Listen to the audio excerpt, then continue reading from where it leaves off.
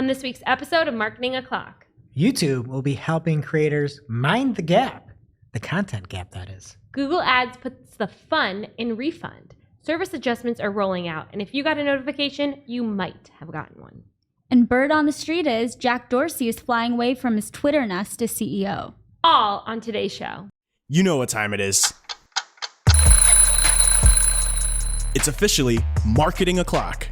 We bring you all the digital marketing news of the week, powered by the digital marketing community. If you want to join the conversation, hit us up. We are at Marketing O'Clock everywhere, and you can join our community on Discord at community.marketingoclock.com. We record every week from the Cypress North Studios in beautiful Buffalo, New York, to bring you our famous Friday news show. You can subscribe to our show at youtube.marketingoclock.com or wherever you consume your podcast.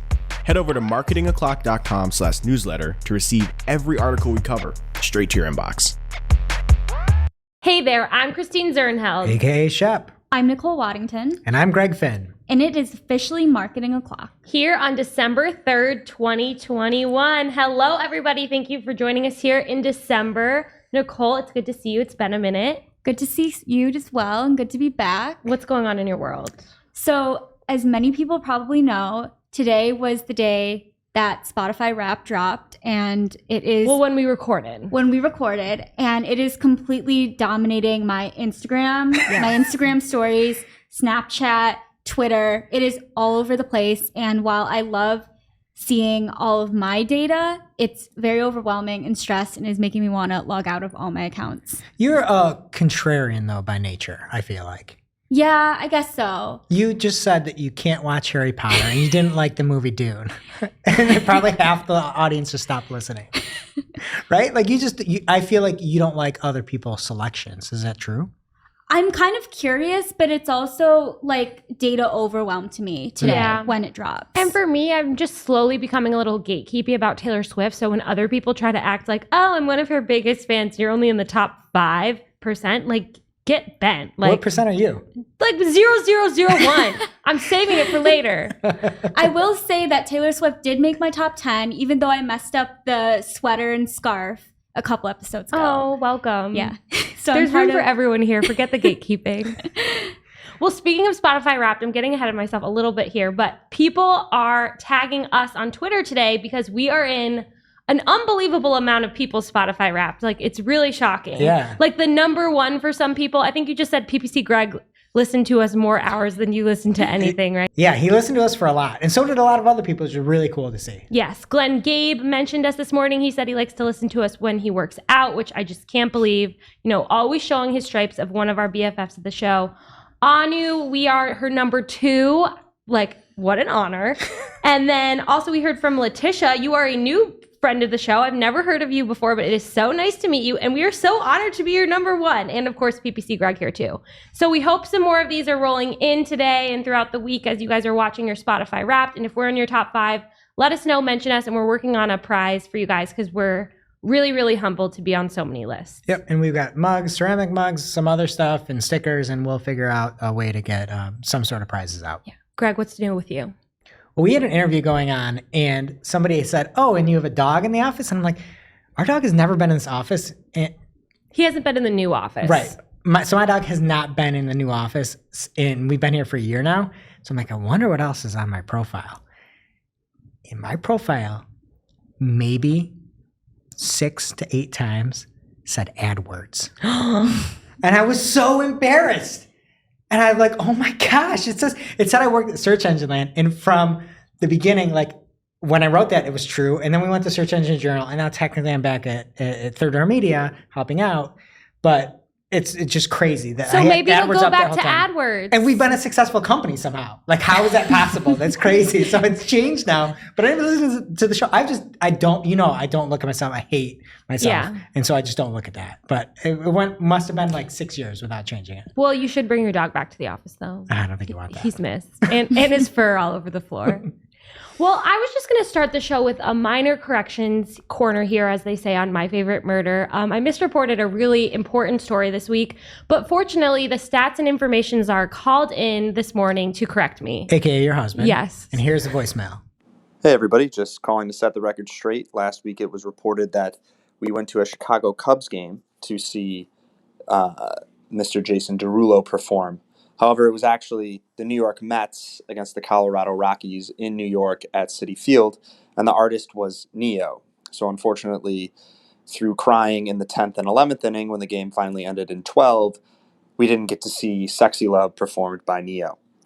So just wanted to set the record straight there. And then also wanted to congratulate you guys on winning the bronze medal in my Spotify Wrapped for being the third most listened to podcast by me. I really look forward to listening to the digital marketing news next week and hope that everything goes well. Looking forward to seeing my Clocksker in the mail. All right. That voicemail was not I don't know. You're not winning a Clocksker from that voicemail, first off. And I noticed it because I was editing the show last week, and it was probably 12:30 to 1 a.m. when I was editing the show before Thanksgiving. I didn't want to give myself any work. And you're talking about Jason Derulo? Yeah, I thought an it was 18-inning Jason game Derulo. in Chicago.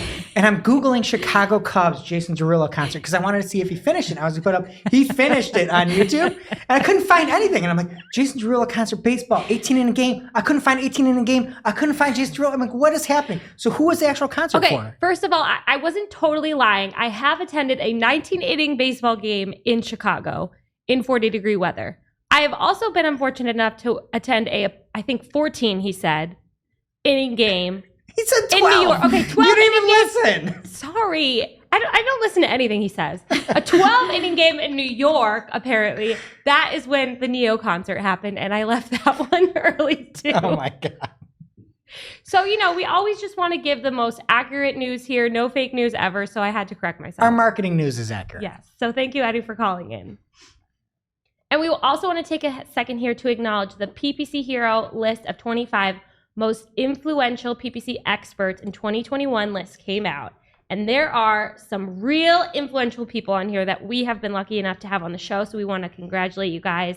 PPC Kirk, aka PPC Kirk, made an appearance. AJ Wilcox, Andrea Cruz, Julie Bacchini, Joe Martinez, and Anu at the Marketing Anu were all on the list, and we were so honored to have you guys on Marketing a Talk when we were doing those. Maybe we'll bring them back in a little bit, but yeah, we have some real important guests here on Marketing a Talk. Influential. Yes. So congrats everyone. Congrats everyone who made the list. And one more piece of housekeeping here. We wanted to let you guys know there is a new episode of Agency Scoop with Jill Fetcher from our team.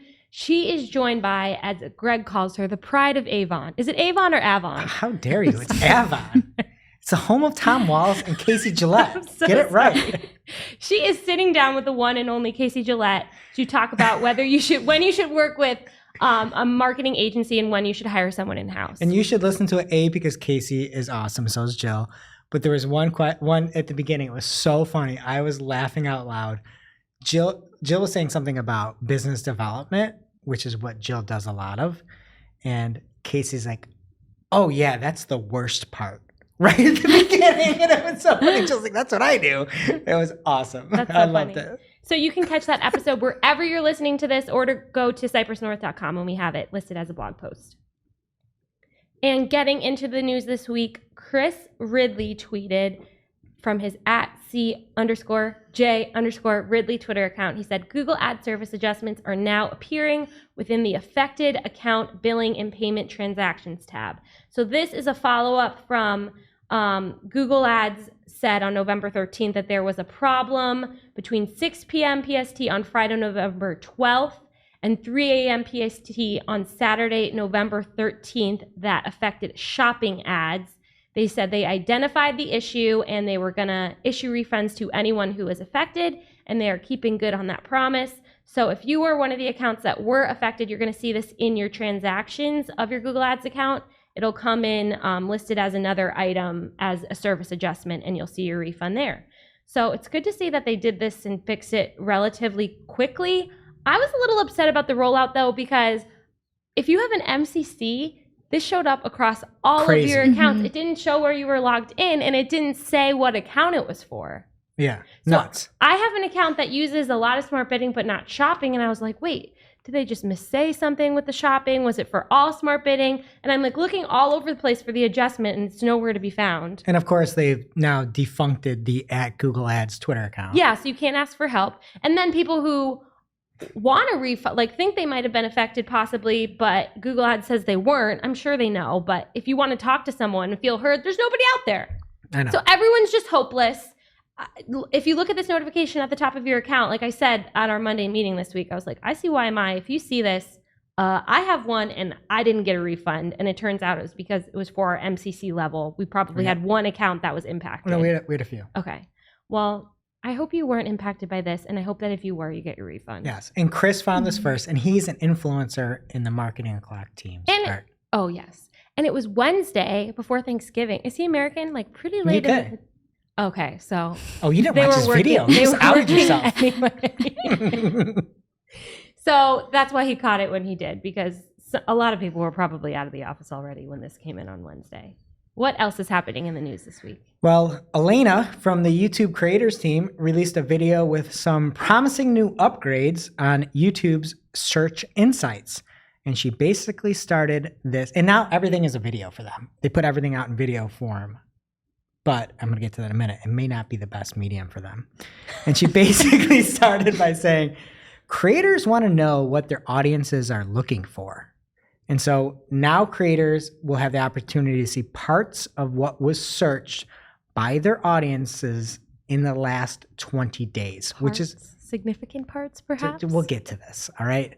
And so basically there is an audience and channel views that you can see when you are in YouTube in your creator channel and under the Your Viewers Searches tab.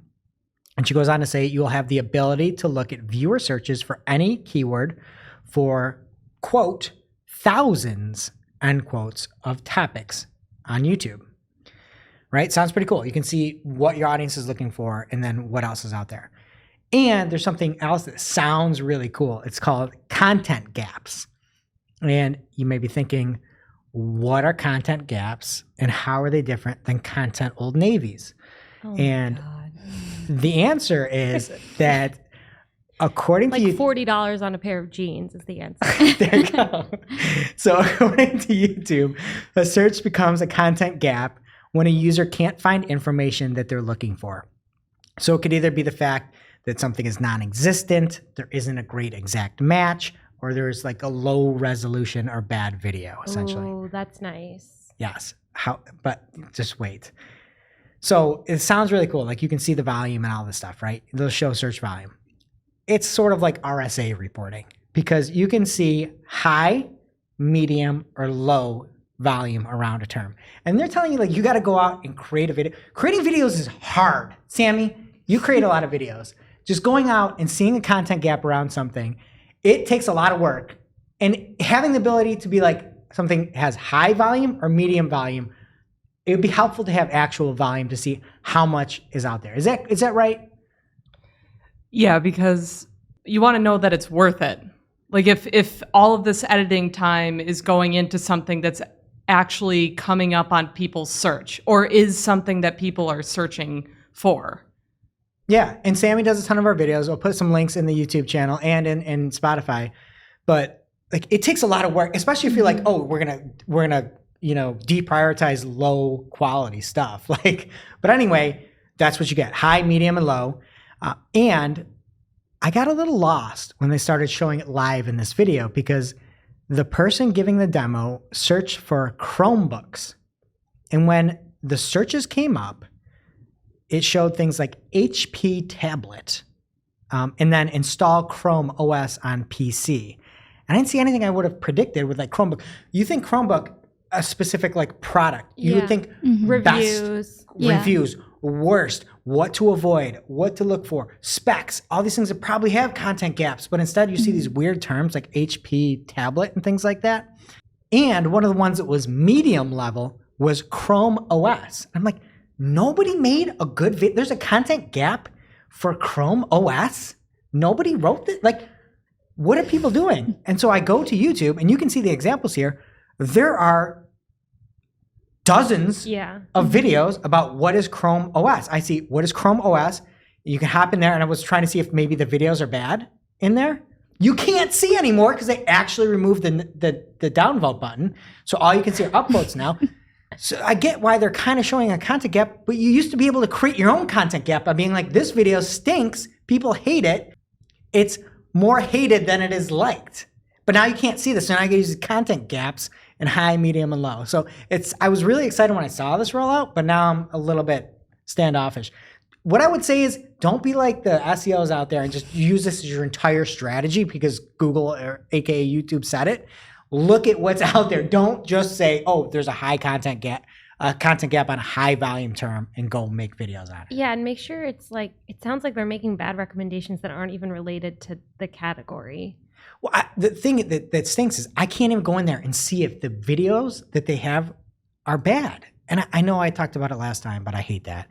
And then lastly, I feel like they're trolling us at this point because if you look at this video, it is a horrible, grainy video with bad audio. And like we put in so much work to try to get good video and audio, and there's so much that goes into it. Sammy's sitting here on the levers the whole time. And a few weeks ago, it was Matt Koval. It looked like a hostage video, if you remember that. And then so it looks like somebody smeared Vaseline all over a camera. She's got like a glow, and she's got like the standard Apple headphones. And it's just like a bad angle. Yeah, and every time she moves her head, it just like there's friction. And it's like, you're talking about making quality videos, and write a blog post. Yeah. And we can say this because we have a new studio now. I know. But like, yeah, we're trying, Jennifer. And then the other thing I thought was funny is that like they've got the Buy Creator Insider merch.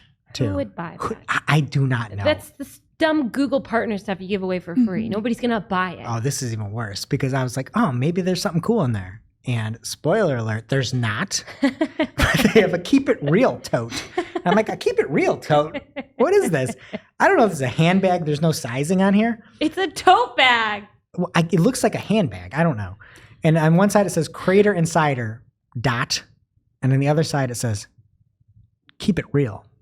So dumb. Sorry, that's what I got. You got anything better, Nicole? Yeah, well, Jack Dorsey is flying away from the nest. If anybody's not heard, on Monday, November 29th, Jack Dorsey stepped down from his role as CEO of Twitter in a tweet that said, "Not sure anyone has heard, but I resigned from Twitter," with a screenshot of an email sent out to his entire company announcing his departure. You should have done a thread instead of the would, email. yeah, I know. Come on. You said The anybody irony. could do it in 280 characters. Yeah, he loves threads so much. So he begins his email by naming the multiple roles that he's held at the company for the past 16 years, including co-founder, chair, executive chair, interim CEO, and CEO. And then he goes on to say that he believes the importance of a company being founder-led is limiting and names 3 reasons why he feels now is the right time to step down. Shots fired, Zuckerberg. Yeah, I was just going to say. So he first names the faith that he has in Parag Agrawal, who will replace Dorsey as CEO. He also names Brett Taylor, who has agreed to become the board chair. And lastly, he cites his faith in the employees at Twitter. He ends the email saying he will stay on the board until the end of his term in May to help with the leadership transition, and says, "My one wish is for Twitter Inc. to be the most transparent company in the world. Hi, Mom." He's so funny. He's really, I feel like this whole thing is just looking at Zuckerberg. Yeah. And can I interrupt you? I think so his Twitter name is @Jack. Mm-hmm. Can you imagine being the CEO of a social media platform and not having your name? So Parag is not @Parag. @Parag on Twitter is a locked account that's a picture of the Cookie Monster eating a cookie. And it says no regrets with regrets spelled wrong. Regrets. Is it his first and last name? No, it's Parag A. So he couldn't get Parag, so he has Parag A. So Parag got his name. That is not a good look. Maybe he'll get it now. Yeah, now that he's CEO. They didn't want to do it ahead of time because it would be spoiling, who is going to be the CEO. Yeah, he really had to earn it. That is really not a good look. Does Jack Dorsey get to keep @Jack? Yeah, I'd imagine. Probably. Okay. Yeah. Why wouldn't it? It's his account. I don't know. I just think it's funny somebody beat Parag to his name. And then one of my favorite things is the Twitter account responded to this tweet saying, "Absolute legend." Okay, you don't even need to suck up to him anymore. He's not your boss. I've been on the board. Move on. And of course, a lot of people had stuff to say about this announcement, including Trung Fan @TrungTFan, who replied to Dorsey's tweet writing, Jack Dorsey once had dinner with Zuck, who tried feeding him a raw goat he had killed with a stunt gun. With Dorsey stepping down from Twitter, looks like the intimidation tactic worked. And then he included a screenshot from a Rolling Stones interview in 2019 where Dorsey is describing his most memorable encounter with Zuckerberg. And one of the lines from the interview says, "He puts the goat down. It was cold. That was memorable. I don't know if it went back in the oven. I just ate my salad." Is that that's true? Yes. For a while, to be fair, Zuckerberg was only eating food that he killed.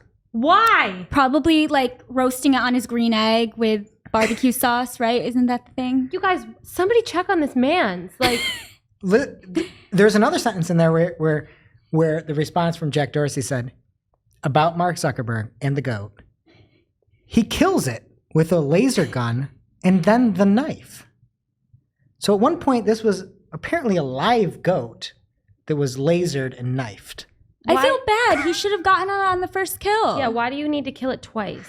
That's literally over. Oh, maybe he killed it before. I don't know. Whatever. It's still super weird. Yeah. Like Maybe that's what these are like evil billionaires. Yeah. he must have just saw his future in that encounter and just been like, I've got to get out while I can. Also, this really reminds me of another CEO. I don't think he stepped down, but he died. But his name is Dave Thomas. And when he ran Wendy's, he said, I've told this story on the show, there would never be a Vanilla Frosty. And then he died, and there is a Vanilla Frosty, and it's blasphemy. But maybe now we'll get the edit button because he's leaving. Yeah, they're not gonna. There's no like they're too far in. Did you think there'd be a Vanilla Frosty? Yeah. Okay. And It it's makes great. sense. You have to have vanilla with chocolate. And they now make Vanilla Frosties with coffee. I'm horrified. I'm- There's one I just, Frosty flavor. I mean, there is evidence against that argument. Okay. Well, we're going to have to revisit this in a few weeks, in a few years, when there is an edit button and you realize that I'm right. Now it's time for this week's Take of the Week. This is a hashtag fire digital marketing take with extra spice served up just for you. We simply deliver the take for your consumption. We give no opinions, we don't influence, you make the call. All right, and this week's Take of the Week is a little different. And it comes from our very own Sarah Burke, who you may have heard on the Marketing a Talk digital marketing reporting and analytics show. And it's about GA4. So let's kick it over to Sarah. Yeah, and there's only 3 mics, so I'm just going to get lost. Okay, so as a disclaimer, we're recommending that you keep your Universal Analytics installation and install GA4 alongside it so you have data collecting into both. Whether we like it or not, GA4 isn't going away. Google said in their initial announcement that that's the platform they're going to be investing in, adding new features and benefits to.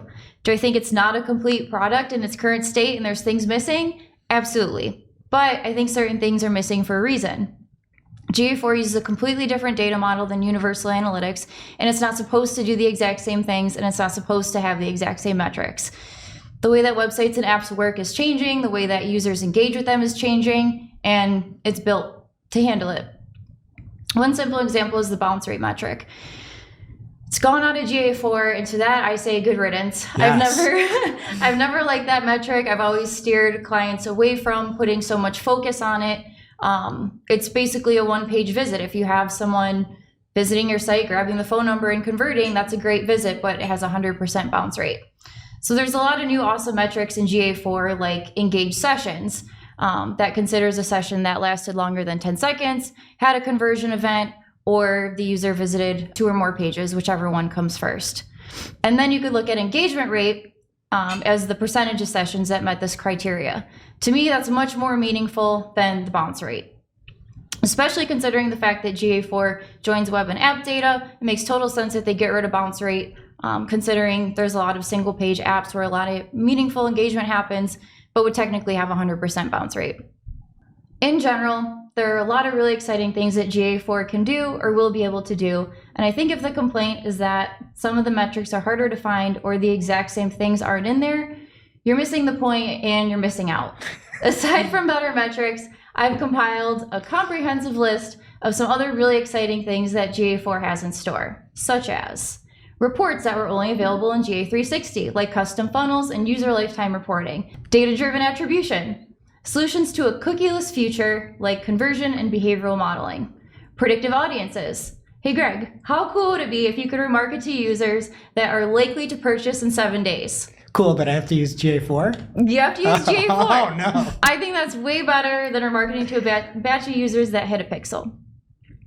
Free BigQuery connection. Automatic event tracking for some of the most common events that you'd want to track. Automatic bot traffic filtering. Which everybody should be celebrating. Yes, and it actually works from what I've seen. This is your take.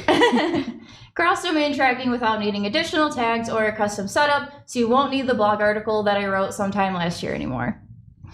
So if I can offer any advice amid the resistance and frustration I've seen around GA4, I would recommend just start by installing it today, again, with your Universal Analytics installation, so you still have data collecting into both. You can still use both. Get all your same events tracking, which, again, many of them will now be automatic. And spend a few hours a week learning it. And don't panic. And remember why you went into this field in the first place. I think a lot of us love it because it's never stagnant. It's constantly developing, and there's always a new challenge to be had, or else we'd all be accountants, right? Which, no shade to accountants, very important work. That was all shade to accountants. But I think it's okay to be a little excited about GA4. We don't have it, do it now, before, and then you'll have a full year of data. Exactly. And honest question, do I send you every thread of SEOs? Every single one.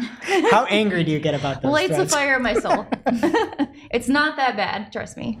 Okay, I'm back. Hope you didn't miss me. Thank you, Sarah. I'm sure nobody missed me. I know. And I didn't want to go too far into it, but I just see these threads and I just send them over to her. And I laugh out loud because I know like she's going to be like, oh my gosh. Like, what are these people doing? She was a little nicer in that than she was in your Slack threads, probably. Oh, yeah. And in real life. She hates it. Thanks, Thank you, Sarah. Now it's time for this week's ICYMI. This is something you just might not have seen. Maybe something that you overlooked. But you shouldn't have. ICYMI people from Akvile DeFazio at Akvile DeFazio on Twitter. She tweeted, looking for campaign ideas. If you haven't seen, Facebook launched an annual holiday calendar with campaign ideas by vertical. For example, you can view ad copy, creative, data insights, strategy, recommendations for e-commerce, travel, services, etc. So this is nice that you can use it as a jumping off point. And thank you, Akvile, for sharing. I wouldn't just take what they say and like copy paste. Sure. I wouldn't for anything. She didn't have enough characters to make that recommendation, but it's good to like get some ideas. But I mean, I have a tip for everyone. I have to use jokes and like puns about holidays or promotions all the time. Just Google like Christmas puns. You'll find stuff there. What are you, Jess? You don't need a holiday calendar. So thanks, Akvile. Now it's time for this week's Pew, pew. lightning round. At this point in the show, we split up our content into 3 parts: paid, organic, and social. First up in the paid universe this week from Brett Badofsky at Brett Badofsky on Twitter. Ooh, from our marketing clock influencer. Yeah, we'll have to make our own. Soon to be released. He says, this looks new to me. Unfortunately, none of these reports seem to populate at this time. So he's in the reports tab and he scrolls through. First of all, I got to talk about this report interface in general. It is so hard to like hover over the things and then they go forwards and backwards. Does it not drive anyone else nuts? Yeah, it's crazy. It's so hard to navigate. Mm-hmm. So under extensions, there is a report for extensions upgraded in parentheses. Oh, God. Which I don't think I've seen it here before, but I'm pretty sure this means automated extensions. So the reason they're not populating is because Brett is a good advertiser and doesn't use automated extensions. Yeah, if it sounds like it's good, it's bad. Yes. And, you know, this is not switching your necktie to purple labels like Beyonce says in her hit song from her album B-Day, Upgrade You, okay? This is a lie. That is not an upgrade to use automated extensions. Is that the song from those Samsung commercials? Is it? It might be. Let me upgrade you. I think so. It's a really old song. Well, thanks for sharing, Brett, but I hope nobodies are populating. Google Ads is making some improvements to Performance Planner. This article from Google Ads says that there are new suggested changes columns that display suggested budget and bid recommendations for campaigns. I'm sure they're higher than the budget and bids that you currently have. You can also add secondary metrics to your performance plan. Quote, for example, if you plan to use maximize conversions, you can now also add a column that shows the changes to clicks as well. You can also choose a specific time range you want to use for historical conversion rates for Performance Planner. Okay, so this last one, I'll be honest, I've never used Performance Planner. I was feeling kind of fraudulent reporting on this article, so I tried it today. And now I know why I've never used it. The last improvement on this list that you could add is that you can add previously, quote, ineligible campaigns, which first of all is so confusing. Like, what is ineligible? I thought it meant like a campaign that was ineligible to serve because it violated some policy. No, they mean things that didn't meet the requirements for Performance Planner. So they link to it. They don't say what the new things are. Seems to me that now you can just add local campaigns in addition to all the other campaign types that you can use. So I went in and tried it for a pretty high converting account. Mostly search campaigns, lots of conversion history, hundreds of campaigns. It only told me there was any data for Performance Planner for 3 campaigns, and they weren't even like the highest spending or converting ones. Like, what? Not significant. I don't know how anyone could use this, so I want to hear from some people. It said unforecastable. Like, tell me what that means. I met all the requirements in the list. I looked a million times. So I want to hear from anyone that has had some luck with this tool because I hate it. And another thing that Dan Richardson hates from his NJS Dan Rich Twitter account, he says, just checking PPC chat, does anyone have this horrendous, if you ask me, workspace view thing in their MCC, or am I just lucky? So he has a screenshot. I really don't know what I'm looking at here. It says, like, it's at the top, you can see all your campaigns. It says, unsaved workspace, 1 filter, enable campaigns, add view, modified. It's like unsaved workspace, like an offline editor, like Google It's like Ads. a draft or I something? really need more information on this. I don't have it. I'm glad I don't, I think. He says other benefits are single column left-hand nav, not the usual 2. Benefits was in quotes because he hates that too, and so would I. Via George Wynn at Search Engine Land, competitive visibility reports in Google Merchant Center are now available in open beta in the US. So in these reports, you can see relative visibility. This shows how often your competitors' offers are shown compared to your offers. You can also see page overlap that describes how frequently competitors' retailers' offers are shown together with your offers on the same page. And higher position rate, which shows how often a competitor's offer was placed in a higher position on the page than your offer. So this is really just in time for the holiday season. I love that they're adding this to Merchant Center now. So get that data, people. And Brett found this too. He's finding things all over the place. Move him up a couple spots. In our influencer list. Yeah. Okay, he's number 1 right now, my book. Yeah, so this is where I saw this first. Brett tweeted it out that he found it in Merchant Center too. And from Menaham Ani, he says, Google Ads FYI. This is huge. Like, this is a big ICYMI here. Editing your target ROAS and CPA bids no longer pushes the campaign back into learning mode. Super important for BFCM. This is something we should have been alerted to. I love it. It's like everything is so important until it's not important at all. You know what I mean? Yeah. It's like with data-driven attribution, you have to have 500 conversions within 30 days. And if you go into 300 conversions, we're going to kick you back out the last such interact. And then it's like, oh, wait, none of that matters. Everything's going to be data-driven attribution. And then, oh, it doesn't matter about the number of conversions. It doesn't matter about changing anything. We got it covered. Because they probably thought people were going to lower their target ROAS They just want more money. for Black Friday. And I understand that that's the speaking point from Google. Use your own judgment. Yeah, that is such a huge change. That's so exciting. So if that made you happy, this one is just going to take that feeling right away, because Sam Kesenich from our Discord community notified us that he says, not sure if this has been mentioned here, but the Supermetrics connector for Google Ads, Google MCC, does not pull any Performance Max data into Google Data Studio.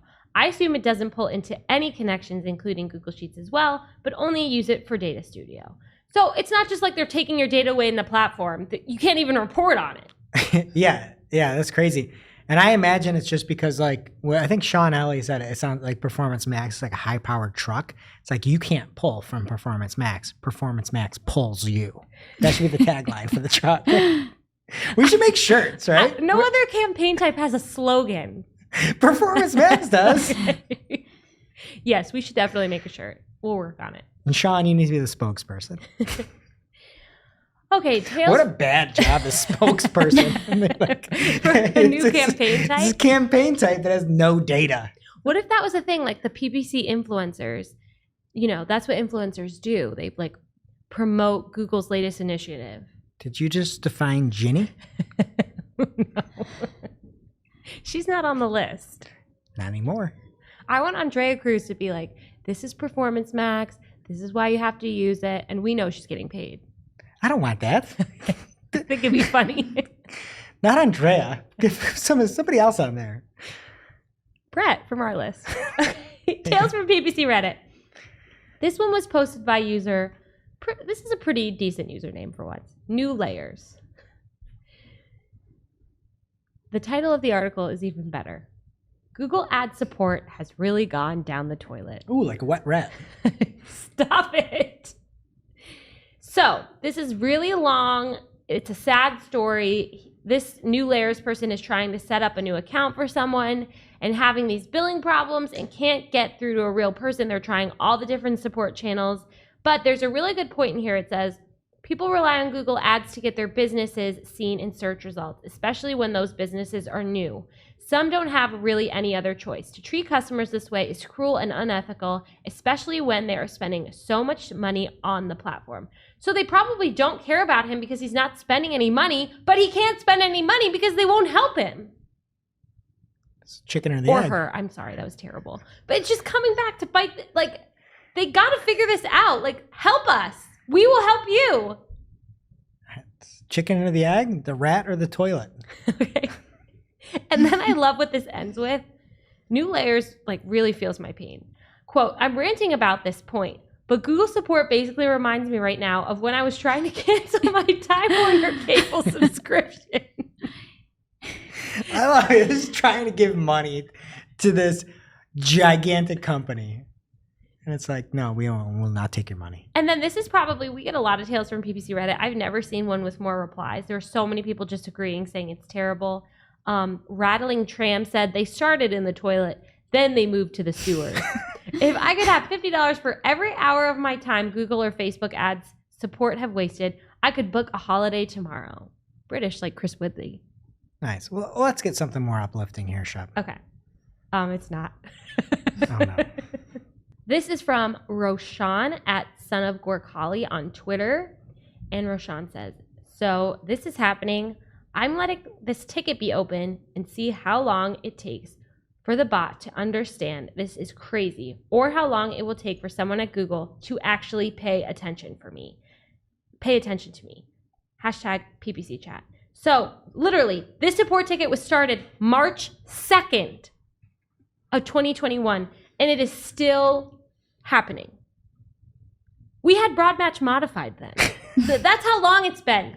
And the latest update was like, we'll get back to you by no later than the December 3rd. Like, you'll get back to me with absolutely nothing. They're so useless.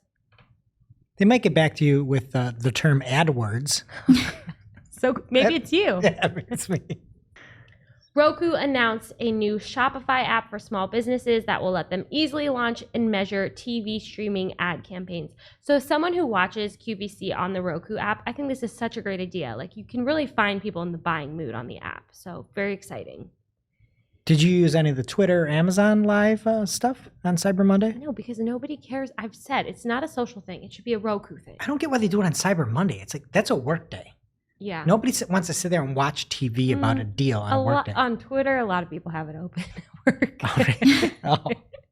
Not me, of course. Well, I'm on Biz Twitter. I know you don't have it open, or Jess, that's for sure. I'm better than Jess. That's not saying anything. I have Biz Twitter bookmarked, okay? I'm doing my best. And finally, we have another tale from PPC Reddit here. This one is posted by user New Junior. Can you repeat that again? This one is posted by the user Nude Junior. New Junior? Nude Junior. Oh, Nude Junior. Yes. We're going to have to bleep that out. Yeah, I don't want more details on that one. That So- sounds illegal.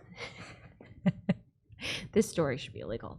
He says, I keep labeling the Reddit people as men because I'm like, what lady uses Reddit? Nude Junior says, accidentally put max CPC to $90 instead of 9 cents. Hey, you don't 90 cents. accidentally do this. You have to hit it twice. I don't believe you, Nude Junior. I know. You do have to hit it twice, but sometimes you're just like accustomed to pressing buttons. I don't know. Google spent $1,000 in 30 minutes. Will they refund? And everyone responded and they were like, I'm sorry, Nude. It's not going to happen. Go cry to Nude Senior because, you know, it happens to everyone. A lot of people were being very encouraging. They were like, listen, it only happens once, happens to the best of us. I don't want to jinx it. This has not happened to me. You have to hit that twice. I to really raise hope that. it never does. I have set up a display campaign without any targeting and it ran for an hour and that was pretty bad. But I haven't done this. Or done it again. I It only hope- happens once. Yeah, I never did that display thing again. So I hope it doesn't happen to Nude again. Yeah, Nude, take that as a $1,000 lesson. What's happening in organic? All right, this week in organic, there, as we've heard about the Wrapped by Spotify, there's now Wrapped for podcasters, and I think this is ingenious. We had it last year. We talked I- about it on the show. I forgot about it last year. This year seemed better. Yes. And for people considering where to go and what to look for, Spotify ads are not going away. I just saw a really cool study about a company using Spotify ads over on the business Spotify account, if you want to check that out. But it's now not only just for, I guess last year as well, for users, but also for podcasters. You get really cool stuff.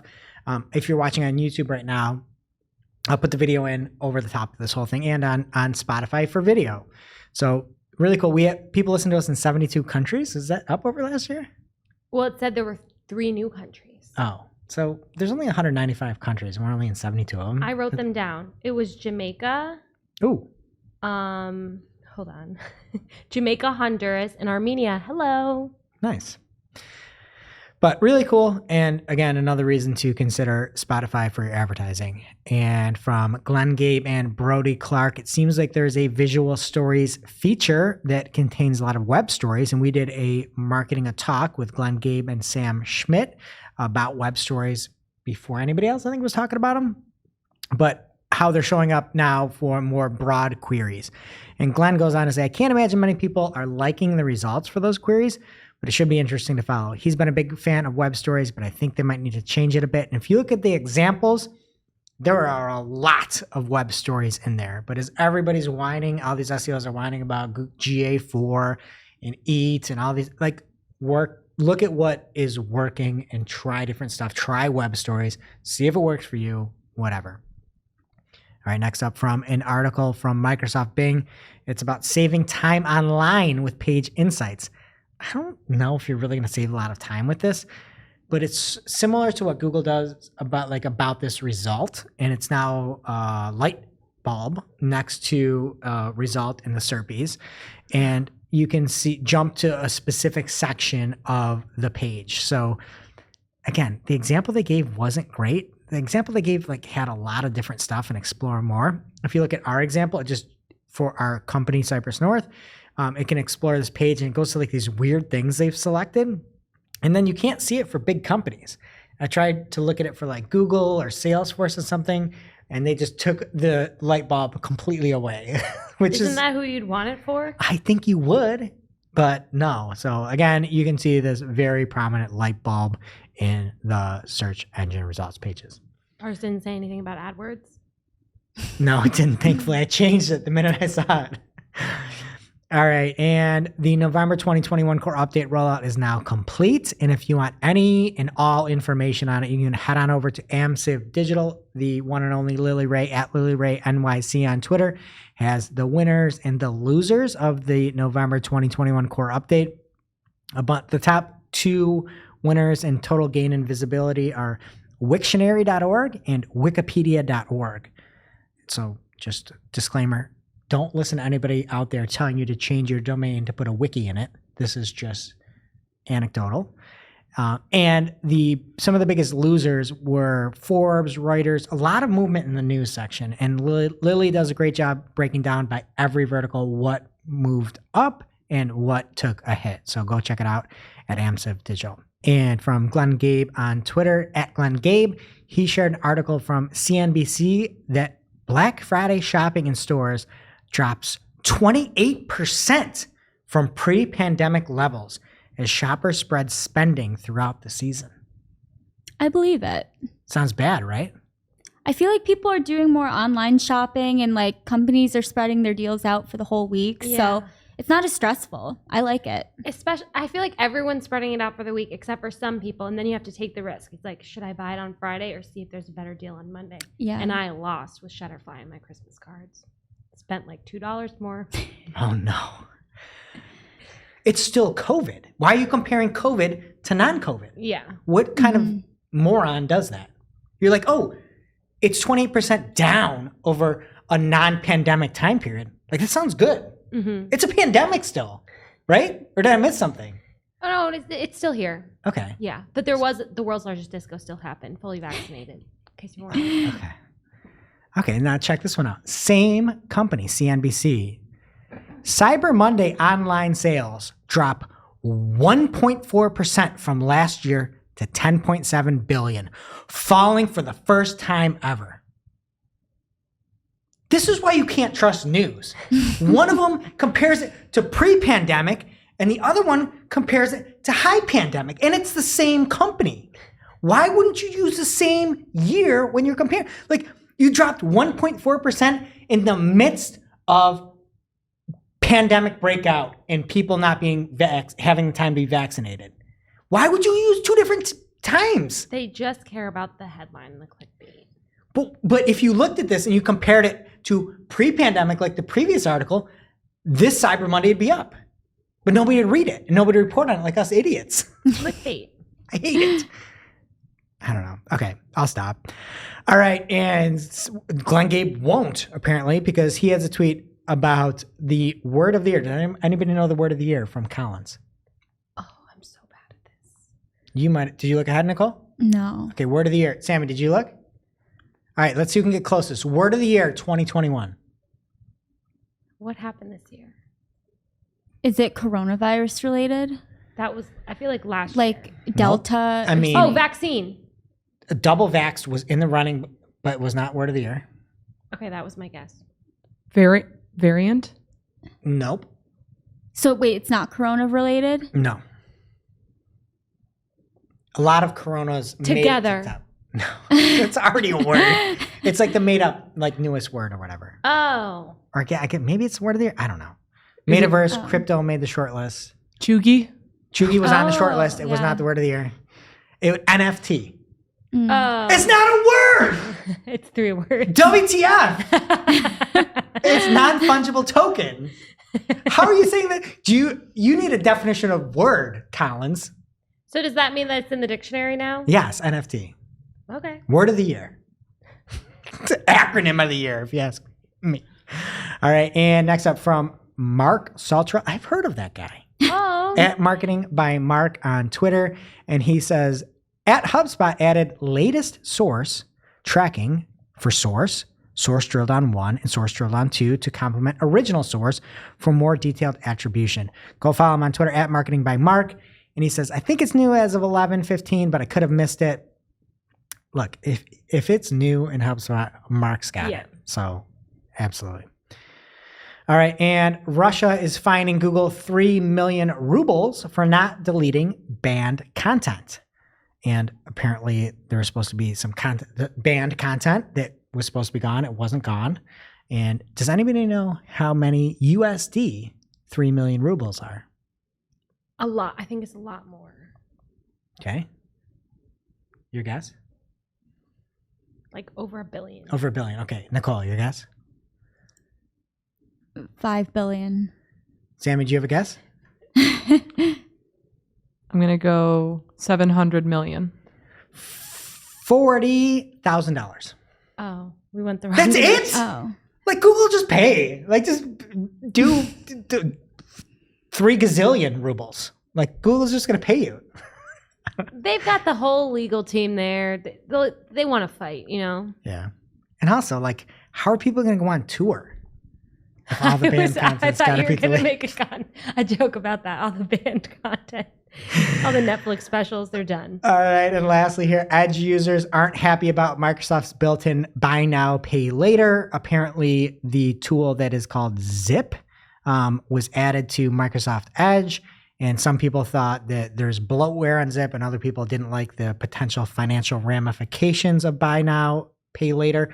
You love it. No, I hate it. I do not want to QVC. see this next $13 hit for that Quacker Factory sweater that you were wearing last week. But that's it for organic. What's happening in social, Nicole? So first up in social, the Competition and Markets Authority, which is the government department in the UK responsible for competition regulation, announced that it has directed Facebook to sell Giphy after finding the takeover could reduce competition between social media platforms and increase Facebook's already significant power. So you're Team Giphy, not Team Jiffy. You're Team Zim. I alternate. Jiffy, Giphy. Greg, Dreg.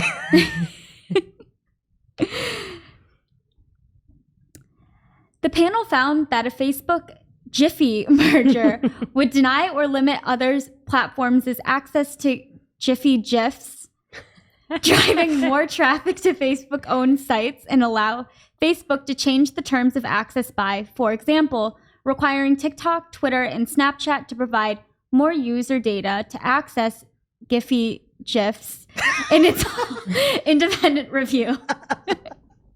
See, I got all of them in there. I like it. Make Giphy the company, the G, and then GIFs. Can we all and Make everybody, everyone happy. Yeah. Can we all and everybody listening just sit back for 1 second and think that there is something in the UK called the Competition and Markets Authority, and they're talking to one of the biggest companies in the world saying you can't buy a moving picture company. Isn't that incredible? There's like a lot bigger fish to fry. No, these little GIFs or GIFs can't buy them. What is this? Are there actual problems you got to solve? This is a problem. And from social media today, LinkedIn Live, which was initially only available to members and pages with over 150 followers or connections, is now available to anyone with creator mode turned on. You'll now be able to broadcast to followers in the app and have access to newsletters to keep touch with your audience. And finally, LinkedIn is improving discovery for LinkedIn creators, which makes you eligible to be featured as a suggested creator to follow. I'm mad at the LinkedIn creator stuff because I applied for the creator fund and we didn't get picked. You did? Yeah. And then they're like, oh, you didn't get picked, but we just want you to be able to access all these tools. And I feel like it was just a sales kit and nobody got picked. I'm actually mad still at the Competition and Markets Authority from the UK because and I think Azim confirmed this, the princes do not have a last name still. Can't they get on that before they worry about Jiffy and Giphy? So it's not Windsor? No. I wish you were here when we were talking about this. There is no last name, correct? Their birth certificates don't. Mountbatten. Yeah, their birth certificates don't say a last name, but like Archie, when you get to Archie, like he's Mountbatten Windsor. Yeah. So they do have last No, names. they do not. It's Azim just- said no. it's He's not- from the UK. Okay. And Jane Mansion Wong at Wong M. Jane says Twitter is working on reply downvotes feature. Downvotes aren't public, and Twitter is saying it will help prioritize higher quality content. Unlike YouTube. Unbelievable. And Hammond O at Hammond01 shared that Instagram is testing having all videos being published in the app as reels. The time, size, and orientation of the video doesn't matter. What? Wait, so I'm so do you confused not at have the this point. choice? What are reels, stories, live, like? And there's no IGTV anymore. It's just video, right? They got rid of that. I think that rings a bell. It's hard to keep up. What are they doing? And then I look at the reel. I see a reel. I avoid a reel. Do you Yes. like reels? No, I Depends. Oh, okay. So you like reels? Well, sometimes, okay, you know what I've become a sucker for, and I'm shocked? The Facebook ones, I never have the sound on. Like, they show reels on Facebook, but sometimes, like, with the captions, it'll suck me in, and I want to see how it ends, and I, like, turn the sound on and I watch, and I feel a little bit ashamed. Sammy, I feel like you're a pretty like sensible person, right? I feel like that's a good description of you. Are you a reels person on Instagram? I am probably the biggest Reels person. What? I No, she's not on love TikTok though, Reels. right? It's That's probably why. because I'm not on TikTok. Oh my gosh! So I it's look the at the only reels. place It's she's like, seeing them. I want to see Yeah. an actual video. I don't want to see a short little dance. I feel like just in general, that's taking away from like high quality content Instagram with pictures gives you. Like I scroll through my feed and I find like really cool images of like professional photographers or like really high quality creators. And then I see somebody dancing in a reel. Mm-hmm. No, I'm out. And then you see people Spotify Wrapped. Right. And I get stressed out and leave the app. And despite Facebook's strict algorithm banning a long list of photos and keywords, Facebook Marketplace is thriving. Amber Burton on protocol.com writes, shoppers and sellers alike voiced that the platform has brought them closer to their communities and that it feels safer than other resale sites because many of the vendors are local and can be verified using the platform. And as supply chain issues persist, more people have become willing to purchase gently used gifts and services locally. In the past month alone, Facebook has seen an 80% increase in items listed and described as gifts on the site, a 20% increase from the same time period last year. Are you a marketplace lady?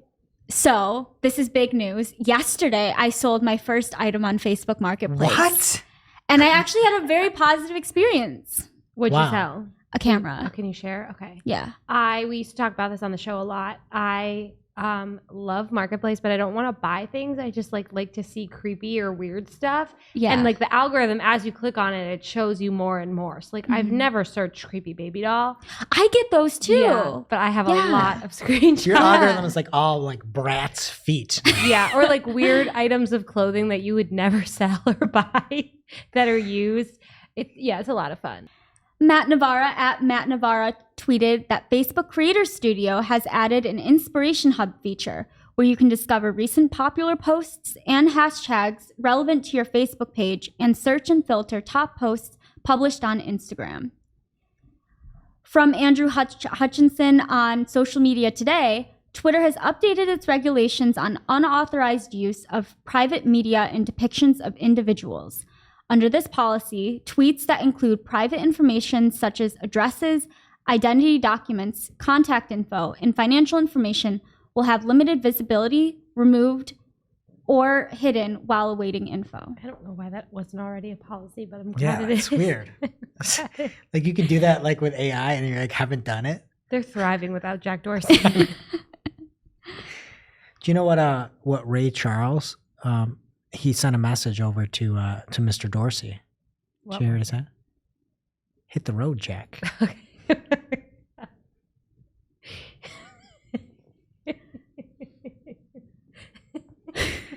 That was the worst ever.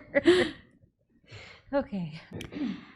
And last up in social from The Verge, the dating app Hinge has gone viral on TikTok and Twitter, where people are posting funny, cringe, and bizarre Hinge voice prompts. This voice prompts feature debuted last month, which allows users to respond to Hinge curated prompts in 30-second clips. That sounds creepy. I've seen some of them. Like what are the prompts? They're just like what's your ideal day? And then somebody will answer in a 30-second clip. And people say like really weird things. Yeah, and they'll try to be funny. Okay. Yeah. What is it? April 14th. All you need is a light jacket. Miss Congeniality? Oh, I know that. Yeah. I think I got the date wrong. With Sandra James? Sandra Bullock. It's Sandra Oh, Bullock. Sandra Bullock. Yeah. Oh, I thought she took Jesse's last name. No, she would never. Okay. And now they're divorced, aren't they? Yeah. He's a bad guy. Okay. Not. He's a very good welder. Okay. That's it, though. I'm sure you know. And that brings us to our real life segment. Straight out of our accounts and into your ear holes. It's time for working hard or hardly working. I was trying to make an automated rule for campaigns in Microsoft, and I noticed that you go to the automated rule page, like from tools at the top and then automated rules, and it lists all your rules, but you can't add one there, as far as I can tell. You have to go to the campaign tab and then press a tiny button that says automate, and then select the campaigns you want the rules to apply to, and then do it that way. I think that makes absolutely no sense. Nice. And something working hard for me is product extensions. If you haven't used them in a while, there's a lot more flexibility, a lot more holidays. You can not just say a certain percentage, you can say up to. You can set the dates that it's running. You can set the dates that the sale is for if you want to run it ahead of time. A lot of things have changed. If you haven't used it in a while, it was very nice this past Black Friday and Cyber Monday.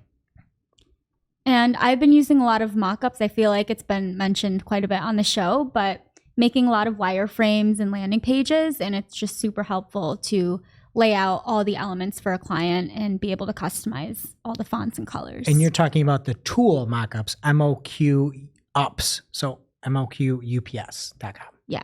Yeah, it's awesome. Yeah. Wait, is this a cool tool? Is this your cool tool? Not yet. And now for this week's Cool tool.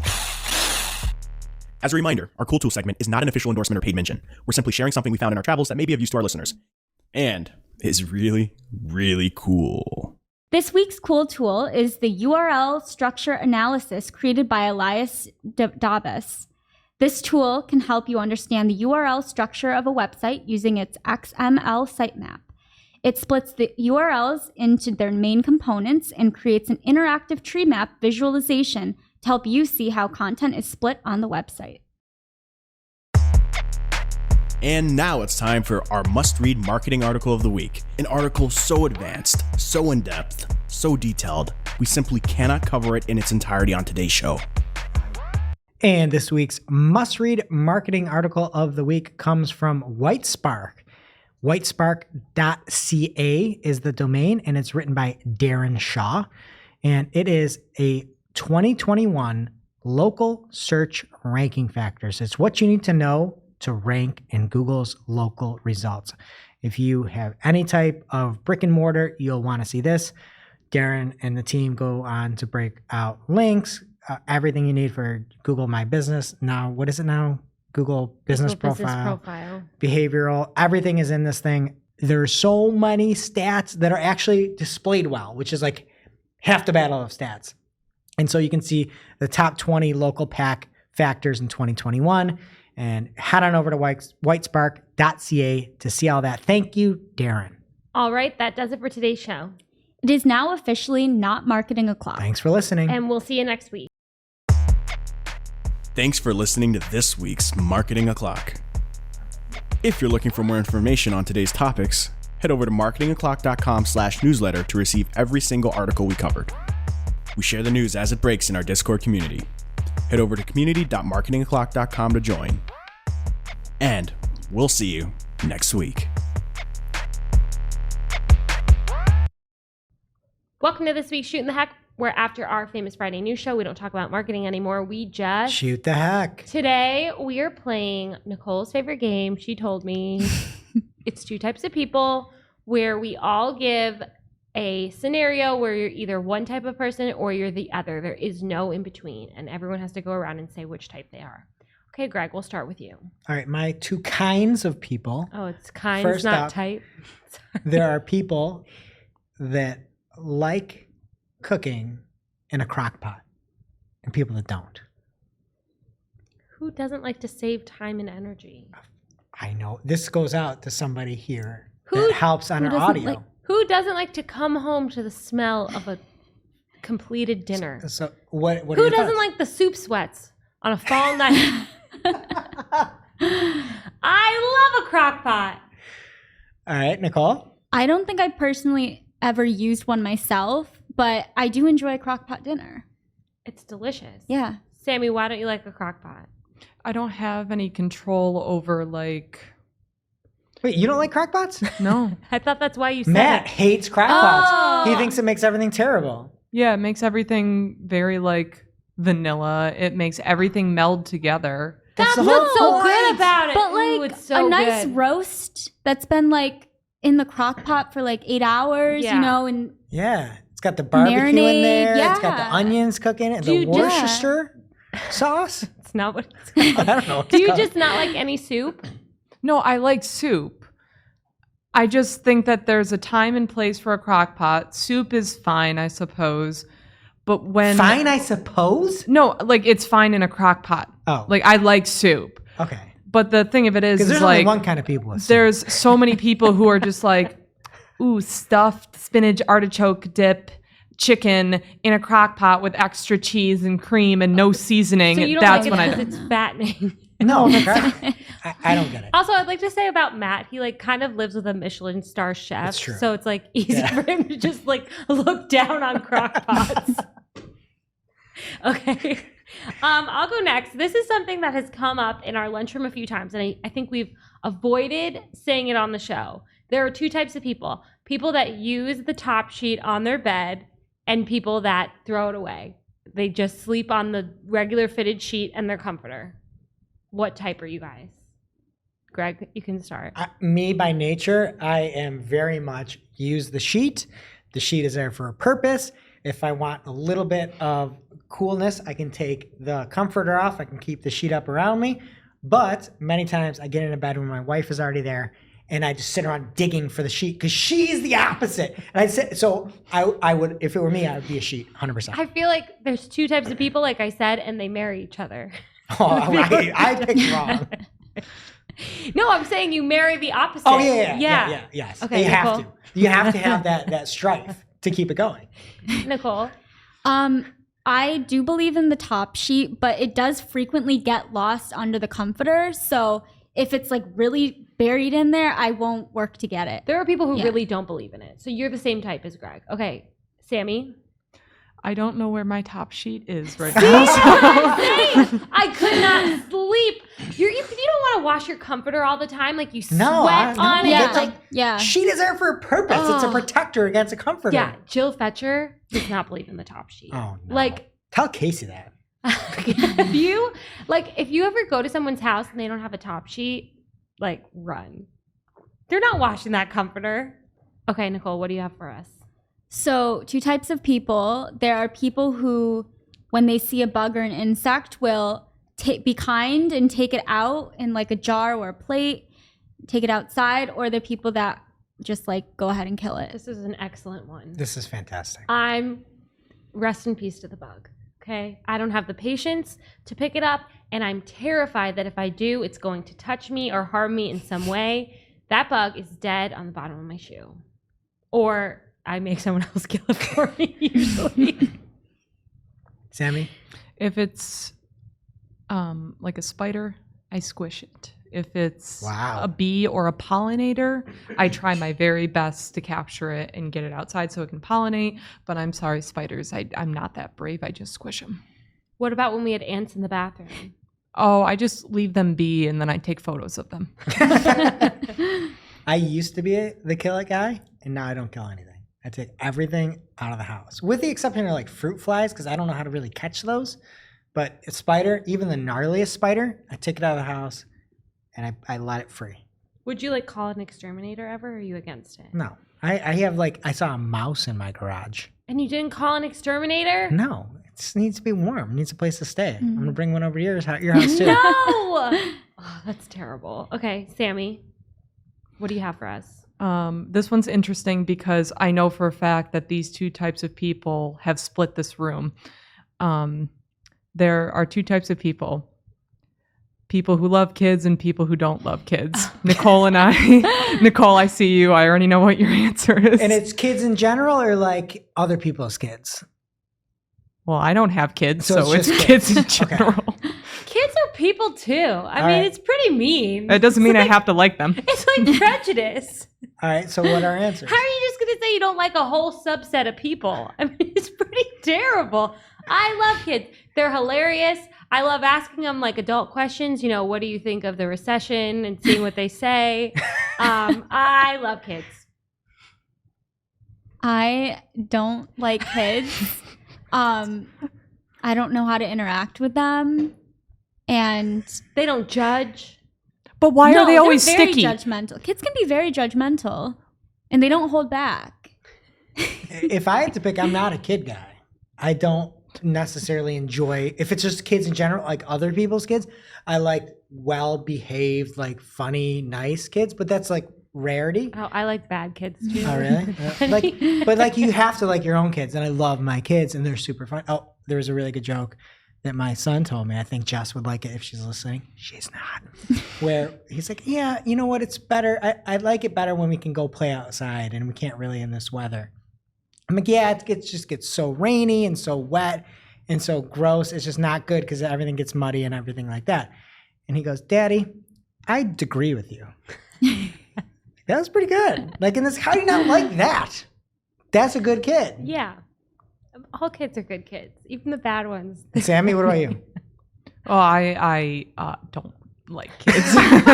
I don't understand why they're always sticky. They're always I sticky. don't understand why they're so upset when they don't have to pay taxes. They don't have to clean the house. It's no from me. Okay, well, you're here first, folks. Sammy hates her kids, and we'll see you next week.